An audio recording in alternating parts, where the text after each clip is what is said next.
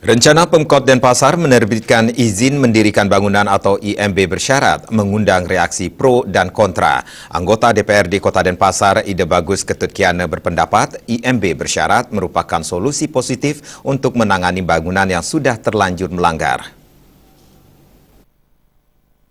Pemerintah Kota Denpasar melalui Badan Pelayanan Perizinan Terpadu Satu Pintu dan Penanaman Modal berencana menerbitkan izin mendirikan bangunan atau IMB bersyarat yang diperuntukkan untuk bangunan yang sudah terlanjur melanggar.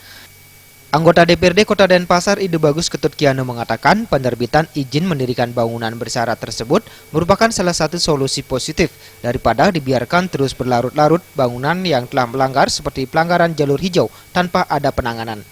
Ide Bagus Ketut Kiana menilai pelanggaran itu seharusnya ditindak, hanya banyak kendala ditemukan di lapangan untuk melakukan penindakan. Oleh karena itu solusi terbaik saat ini dengan mengeluarkan IMB bersyarat ini.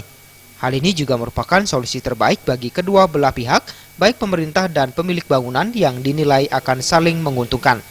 Terkait dengan kekhawatiran jika kebijakan ini justru akan memicu meningkatnya jumlah pelanggar, Ide Bagus Kiana mengatakan yang terpenting ini hanya untuk bangunan yang sudah terlanjur melanggar, sedangkan bangunan yang untuk bangunan baru wajib mengikuti ketentuan dan mekanisme yang sudah ada.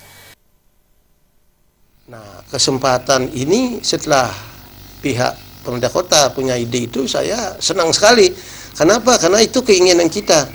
Jadi begini, IMB bersyarat itu sebenarnya mau tidak mau harus diambil sikap sebagai jalan keluar yang terbaik. Pertimbangannya satu.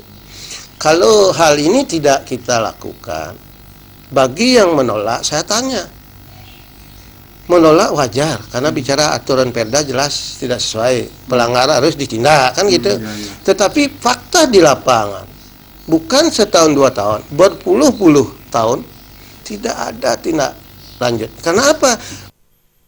Supariano dan Winata.